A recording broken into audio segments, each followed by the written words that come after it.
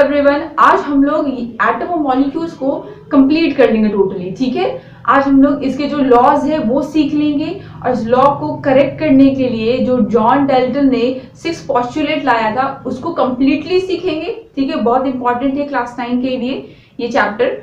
And जो student अभी chemical formula नहीं डिराइव कर पा रहे, कैसे केमिकल फॉर्मूला लिखते हैं, वो इस चैप्टर में आज कंप्लीटली सीख लेंगे। ठीक है, एंड कुछ फॉर्मूला बचे हैं, जैसे मोल कॉन्सेप्ट की ट्रिक हम लोग ने सीख लिया। ठीक है, पार्टिकल्स कैसे निकालते हैं, मॉलिक्यूल्स कैसे निकालते हैं, बट अगर बोला जाए हाउ टू फाइंड एसटीपी, ठीक है, that is standard temperature pressure, ये कैसे कैलकुलेट करते हैं, इसका भी आज हम लोग ट्रिक कंप्लीटली सीख लेंगे। तो हमारा ये चैप्टर फिनिश हो जाएगा, फिर नंबर ऑफ क्वेश्चन सॉल्व करते रहेंगे।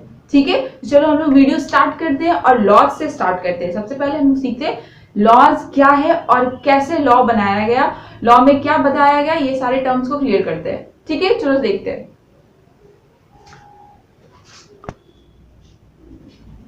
तो चलो लॉ स्टार्ट करते हैं। सबसे पहले लॉ ऑफ केमिकल कॉम्बिनेशन क्या होता है। केमिकल कॉम्बिनेशन मतलब जब ए और बी मिक्स करके कुछ बनाए तब क्या होता है। तो पहला आप समझो कि केमिकल रिएक्शन क्या होता है। हम लोग लॉ समझेंगे। अगर लॉ पहले मुझे केमिकल रिएक्शन ही नहीं पता तो लॉ कैसे क्लियर करेंगे। मीन्स अगर आपसे पूछा जाए a प्लस बी के बाद जो C बनता है, ठीक है, a प्लस बी के बाद जो C बनता है, तो इस पार्ट को क्या बोलते हैं और इस पार्ट को क्या बोलते हैं। ठीक है, पता होना चाहिए। जैसे कि इधर तुम्हारे लेफ्ट साइड में जो a प्लस बी दिखाई दे रहा है that is called reactant,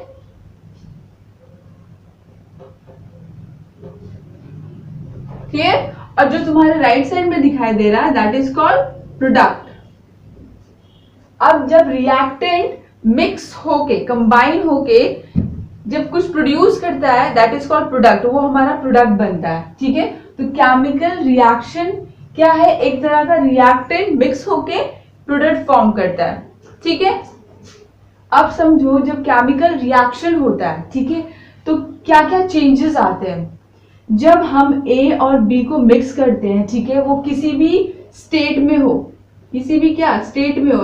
what is the meaning of state, there are 3 state, solid, liquid और गैस। क्लियर, अब वो तीनों स्टेट कोई भी एक, मान लो कि यहाँ पे लिक्विड स्टेट में, ठीक है, मान लो A और B लिक्विड स्टेट में, और वो एक रिएक्ट किया और प्रोडक्ट बनाया, तो उसमें क्या क्या चेंजेस हो सकते हैं। या तो वो लिक्विड से गैस बन सकता है, मतलब फिजिकल चेंज आ गया उसमें। ठीक है, या तो वो लिक्विड इवोपोरेट हो जाएगा, दैट मीन्स वो हीट प्रोड्यूस करेगा, तो वो हीट का चेंजेस आ गया। मे बी वो प्रेसिपिटेट बन जाएगा, precipitate that is PPT. Precipitate मतलब जो रेसिड्यू बच जाते हैं, जो कचरा बच जाता है नीचे पानी के नीचे, दैट इज कॉल्ड प्रेसिपिटेट। ठीक है, तो मे बी इस तरह के चेंजेस क्या हो सकते हैं, या तो उसका फिजिकल कैरेक्टरिस्टिक चेंज हो जाएगा, दूसरा या तो वो हीट प्रोड्यूस करेगा, तीसरा मे बी उसका कलर चेंज हो जाएगा। ठीक है, चौथा मे बी उसका प्रेसिपिटेट बन जाएगा, मतलब वो सेटल डाउन हो जाएगा। क्लियर, तो ये सारे क्या है, केमिकल रिएक्शन के चेंजेस। जब केमिकल रिएक्शन होता है ना तो बहुत सारे चेंजेस आते हैं, तो माइंड में सेटअप होना चाहिए कि हम अगर केमिकल रिएक्शन करवा रहे हैं तो उसमें क्या क्या चेंजेस आ सकते हैं। ठीक है, केमिकल रिएक्शन समझ में आ गया। चलो नेक्स्ट पढ़ते हैं हम लोग law of conservation of energy. ठीक है, ये तो बहुत ही पॉपुलर लॉ है, जिसमें क्या है, लॉ ऑफ कंजर्वेशन ऑफ मास। ये हमारा पहला पॉइंट है एटम एंड मॉलिक्यूल्स में। ठीक है, जब एटम और मॉलिक्यूल्स पढ़ते हैं ना तो उसमें केमिकल रिएक्शन करते हैं, तो केमिकल रिएक्शन में सबसे पहले सीखना चाहिए कि कंजर्वेशन ऑफ मास क्या होता है। मींस रिएक्टेंट और प्रोडक्ट, मींस हम जो रिएक्टेंट में डाल रहे हैं, मान लो ये 2 ग्राम है, तो प्रोडक्ट 2 ग्राम होना चाहिए। ये कौन बोल रहा है, लॉ ऑफ कंजर्वेशन ऑफ मास बोल रहा है। ठीक है, जैसे कि इसका फॉर्मूला आप law of conservation of mass define भी किए होगे तो क्या पढ़े हो, according to the law what, mass neither be created not be destroy. Means हम किसी का मास क्रिएट नहीं कर सकते, ना उसको टोटली डिस्ट्रॉय कर सकते। फॉर एग्जाम्पल, आप वुड मतलब लकड़ी को जलाते हो तो वो क्या कन्वर्ट होता है, ऐश में कन्वर्ट हो जाता है। तो वुड और ऐश, ये वुड का मास सारे टोटली मास किस में आ गया, ऐश में आया ना, आ गया। दैट मीन्स हम मास को टोटली डिस्ट्रॉय नहीं कर सकते, मतलब खत्म नहीं कर सकते। वो मास एज इट इज है वो रहेगा, मास रहेगा। क्लियर, अब एग्जाम्पल को देखो, ठीक है, law of conservation of example को देखो। जैसे कि मैंने कहा reactant must be equal to product, तभी वो क्या फॉलो करेगा, law of conservation of mass, ठीक है। अब मान लो कार्बन रिएक्ट किया किससे, ऑक्सीजन से, अब प्रोड्यूस क्या कर दिया, कार्बन डाइऑक्साइड गैस, है ना, क्लियर। तो कार्बन का एटॉमिक मास क्या है, 14 है ना, गुड। अब बताओ ऑक्सीजन का एटॉमिक मास क्या है, दैट इज 16, और यहाँ पे कितने ऑक्सीजन है, 2, मल्टीप्लाई बाय 2, क्या आएगा रिजल्ट, 32 ग्राम, ठीक है। अब इस दोनों को ऐड करो, 14 और 32 को ऐड करो, क्या आएगा तुम्हारा रिजल्ट, 46 ग्राम आएगा, गुड। तो आप यहां पे देखो कि ये टोटल क्या आया, 46 ग्राम, ठीक है। अब इसको कैलकुलेट करो, मोलर मास निकालते थे ना, सेम मोलर मास निकालो, क्या होगा 14 प्लस 2 इंटू 16, सेम चीज है ना, सेम, क्या है रिजल्ट 46 ग्राम। तो मुझे क्या पता चला कि जो रिएक्टेंट के साथ जो रिएक्ट हो रहा है और जो प्रोडक्ट बन रहा है, दोनों का मास क्या है, इक्वल है, ठीक है। मींस जब हम केमिकल लैब में कोई रिएक्शन करते हैं तो जो हम इंग्रेडिएंट डाल रहे हैं, वो जो भी प्रोडक्ट बनाएगा वो इक्वल मास में होगा, ऐसा इस लॉ ने कहा, ठीक है, लॉ ऑफ कंजर्वेशन ऑफ मास। ये क्लियर हो गया, ये पॉइंट डिफाइन कर लोगे, गुड।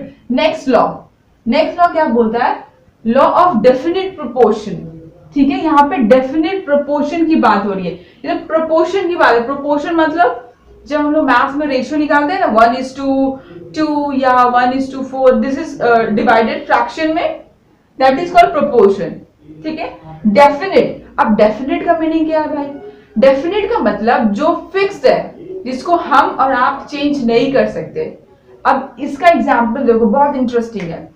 आप अगर अपने घर का पानी लो और अपने पड़ोसी का पानी लो, तो दोनों में H2O ही होगा ना, ठीक है। अब H2O का, वाटर का मास निकालेंगे, जैसे निकालते हैं, क्या वाटर में क्या है, यहाँ पे टू मॉलिक्यूल्स, और इसका एटॉमिक मास क्या है, 1, क्लियर। ऑक्सीजन का एटॉमिक मास क्या है, 16, है ना।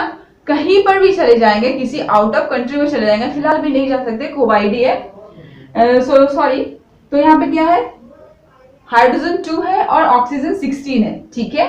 अब इसको क्या यहाँ पे आया, अगर इसको डिवाइड करोगे प्रोपोर्शनल वाइज, ठीक है, हाइड्रोजन और ऑक्सीजन का एटम वाइज अलग अलग करोगे, तो 2:16 आया, ठीक है।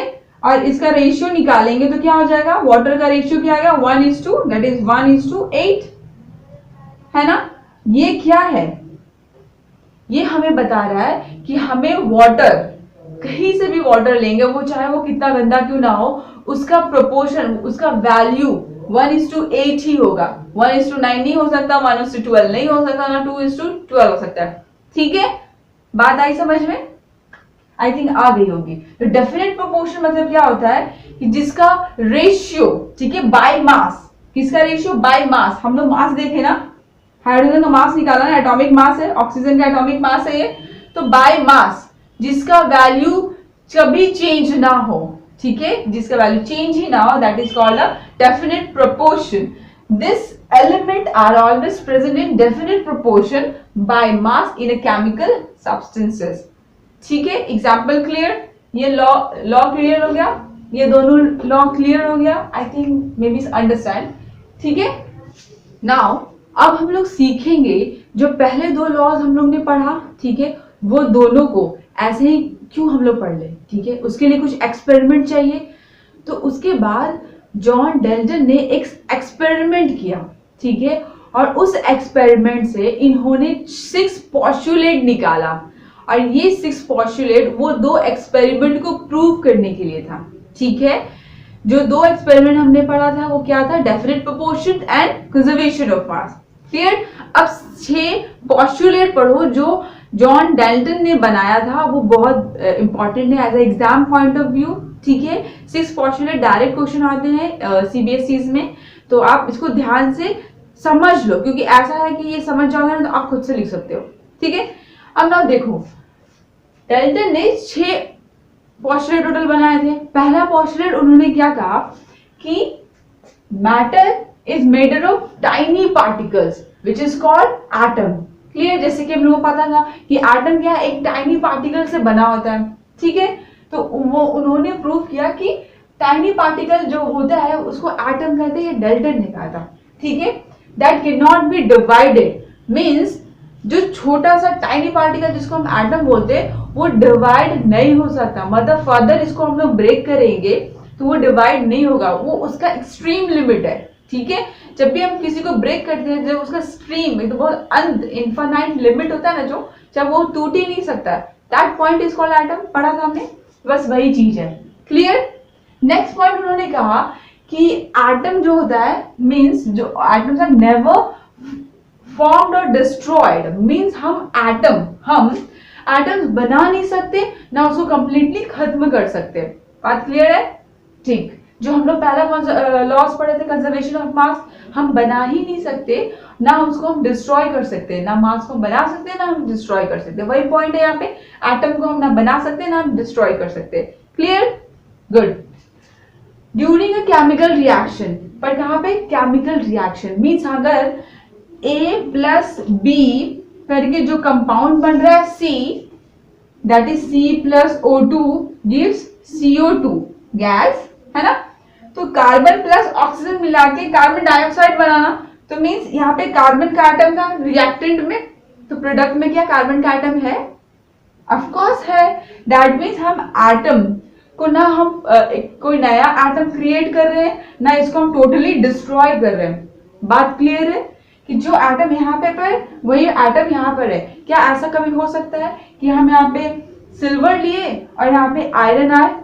पॉसिबल है, सोच के देखो। अगर हम सिल्वर रिएक्टेंट साइड में लेंगे तो सिल्वर ही आएगा ना प्रोडक्ट के साइड में, ठीक है। बात समझ में आई? गुड।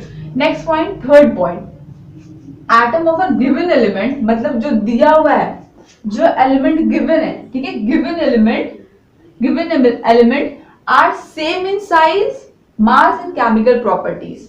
बहुत आसान है। जो हमको दिया है, मान लो ऑक्सीजन दिया है, ठीक है, तो मेरे सामने ऑक्सीजन है तो ऑक्सीजन की प्रॉपर्टी सेम होगी ना, वो कभी चेंज थोड़ी हो सकती है। मींस सेम इन साइज, मास और केमिकल प्रॉपर्टीज, ठीक है। हम लोग सिर्फ ऑक्सीजन की बात करें, स्टिल ऑक्सीजन, कार्बन लिखा तो सिर्फ कार्बन का साइज मास तो सेम होगा, मतलब कार्बन और कार्बन के साथ कंपेयर करें तो ये कार्बन और ये कार्बन दोनों तो सेम चीज है ना, ये भी एटम है और ये भी एटम, दोनों का साइज सेम होगा, ठीक है, दोनों का प्रॉपर्टी सेम है। कार्बन जो रोल करता है वो दूसरा कार्बन भी करेगा। क्लियर? सेम ऑक्सीजन के केस में भी, ठीक है, वही चीज। अब नेक्स्ट पॉइंट में जस्ट डिफर कर दो, गिवन एलिमेंट है ना, तो यहाँ पे डिफरेंट एलिमेंट कर दो। मीन्स अगर हमको यहाँ पे बोला जाए कार्बन और ऑक्सीजन, तो क्या हम बोल सकते हैं कार्बन और ऑक्सीजन दोनों का मास सेम है, दोनों की केमिकल प्रॉपर्टी सेम है? नहीं ना, डिफर होती है, ठीक है। दैट मीन्स कार्बन की प्रॉपर्टी कुछ और है तो ऑक्सीजन की प्रॉपर्टी कुछ और है। क्लियर? तो ये हमारा फोर्थ पॉइंट था, डिफरेंट एलिमेंट की बात की जाए तब। नाउ फिफ्थ पॉइंट देखो, पोस्टुलेट का जो पांचवा पॉइंट है वो क्या कह रहा है? Atoms combine in a ratio of small whole number. अब होल नंबर क्या होता है बताओ? जैसे कि हम लोग जानते हैं वाटर, ठीक है, तो वाटर जो मिक्स हुआ है इन द रेशियो ऑफ 1:8 ना, वाटर का रेशियो है 1:8, तो क्या 1:8 चेंज होता है? नहीं, ठीक है। मींस होल नंबर का मतलब है ये 1/2 दिखता है कभी? वाटर हाइड्रोजन 1/2 दिखता है कभी? नहीं। दूसरा एग्जांपल देख लो, carbon dioxide. Carbon dioxide ratio क्या है? 1:2। कार्बन का एक एटम है, ऑक्सीजन का 2 एटम है ना, तो इसका रेशियो क्या है? 1:2। मींस ये आपको कहीं भी ऐसा दिखेगा carbon half O2 like this? No, नहीं दिखेगा। तो यहाँ पे क्वेश्चन ही था हमारा, डाल्टन ने फिफ्थ लॉ में क्या बोला था? Ratio of small whole number. Means जो रेशियो निकलेगा वो क्या होगा? होल नंबर में होगा। पॉइंट क्लियर है यहाँ पे? गुड।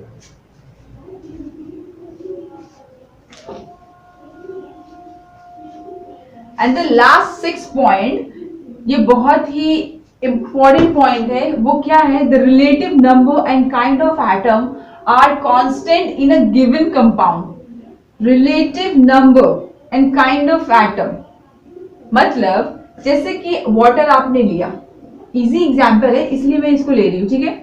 अब ये ऑक्सीजन के साथ 2 हाइड्रोजन है ना, ये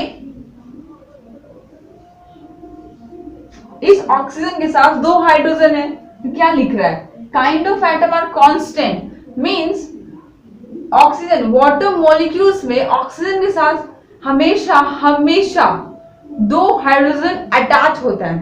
पॉइंट क्लियर, 2 हाइड्रोजन अटैच होता है, इस लाइक दिस लाइक फॉर्म। कभी एक्स्ट्रा एक और H नहीं आ सकता, अगर आ गया तो वो वाटर नहीं है। क्लियर, जैसे कि यहाँ पे 1 कार्बन एटम है और 2 ऑक्सीजन एटम है, वो फिक्स रहेंगे, कहीं और चेंज नहीं करेगा, मतलब ये वैरी नहीं करता है। बात क्लियर। तो लास्ट पॉइंट क्या कहते हैं, जो कंपाउंड गिवन है वो फिक्स्ड नंबर ऑफ एटम्स में रहता है, ठीक है। जब उसका मॉलिक्यूलर स्ट्रक्चर आप देखोगे माइक्रोस्कोप में माइन्यूट लेवल पे, तब दिखाई देगा जो एटम एक दूसरे से अटैच है उसमें भी बाउंडेशन वैसा है जैसा ये यहाँ पे दिख रहा है, ठीक है। क्लियर, चलो आगे बढ़ते हैं।